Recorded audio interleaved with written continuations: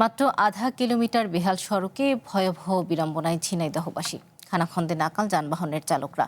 সংস্কার কাজে ধীর গতির কারণে যাত্রী দুর্ভোগের পাশাপাশি প্রতিদিনই ঘটছে ছোট বড় দুর্ঘটনা।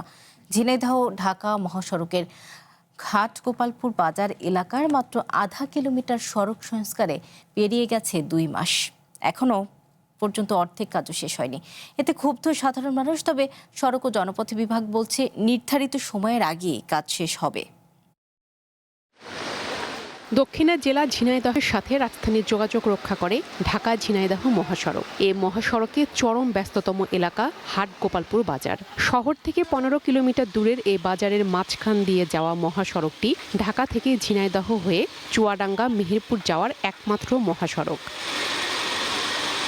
প্রায় 1.5 বছর হলো ভাঙা এই সড়কের আধা কিলোমিটার পথ, কিন্তু 2 মাস আগে প্রায় 4.5 কোটি টাকা টেন্ডারে কাজ শুরু করে মেহেরপুরের জহিরুল লিমিটেড নামের একটি কনস্ট্রাকশন ফার্ম। রাস্তা খুঁড়ে ফেলায় মানুষের এখন মরার ওপর খাঁড়ার ঘা অবস্থা। 1 মাস হাতে থাকলেও কাজ বাকি আছে 60 ভাগ। দুর্ঘটনার ঝুঁকি নিয়ে চলছে শত শত যানবাহন। যানজটে নাকাল সাধারণ মানুষ। গুরুত্বপূর্ণ এই মহাসড়ক নির্মাণে এমন অবহেলা জনসাধারণের জন্য ক্ষোভের সৃষ্টি করেছে।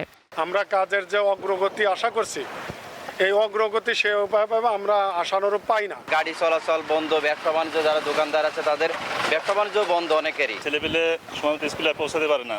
এখানে আমাদের স্কুল ড্রেস নষ্ট হয়ে যায়।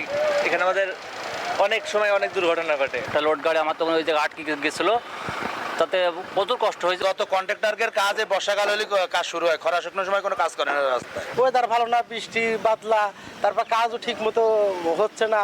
মানে সব দিক থেকে সমস্যার কারণে লেবারই অনেকটা পালানোর জন্য চেষ্টা করছে, কিন্তু আমরা অনেক টাকা পয়সা বাড়াই দিয়ে অনেক দিন অনুরোধ করে কাজটা চালাই যাচ্ছে। অতিরিক্ত বৃষ্টি কাজে চরম প্রতিবন্ধকতা সৃষ্টি করলেও অল্প সময়ের মধ্যেই কাজটি শেষ করার কথা বলছে সড়ক ও জনপথ বিভাগ।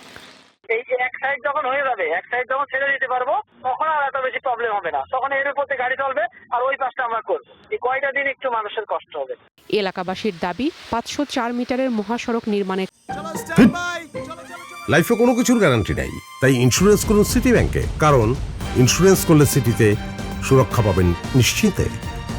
কাজটি যেন নির্দিষ্ট সময়ের মধ্যে শেষ হয়। One national desk.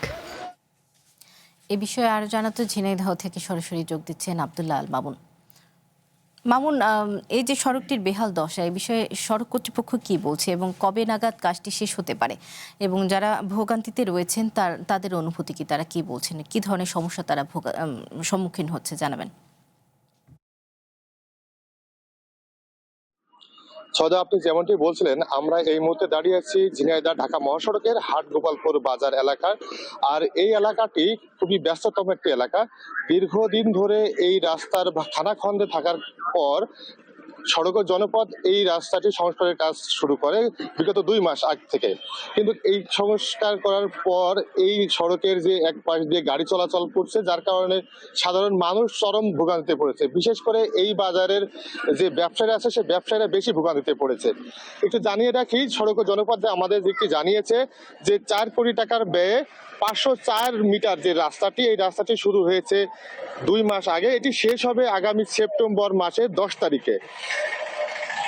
ঠিকাদারি প্রতিষ্ঠান জহুরুল লিমিটেড নামে যে ঠিকাদারি প্রতিষ্ঠান রয়েছে, সেই ঠিকাদারি প্রতিষ্ঠানের সাথে আমরা কথা বলেছি। তারা যেটি জানিয়েছে যে দীর্ঘ এই যে টানা বৃষ্টির কারণে এই কাজ তারা সম্পূর্ণ করতে পারছে না এবং ধীর গতি হয়েছে, এবং তারা যত দ্রুত সম্ভব তারা এই নির্ধারিত সময়ে কাজটি শেষ করবে।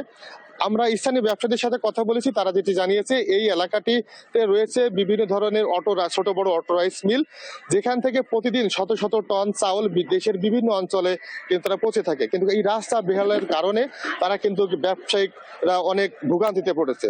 এছাড়াও এই বাজারের সাথেই রয়েছে একটি শিক্ষা প্রতিষ্ঠান। সেই শিক্ষা প্রতিষ্ঠানে শিক্ষার্থীরা কিন্তু এই রাস্তা দিয়ে আসার সময় তারা কিন্তু কাদা পানিতে প্রতিদিনই ভোগান্তির শিকার হচ্ছে।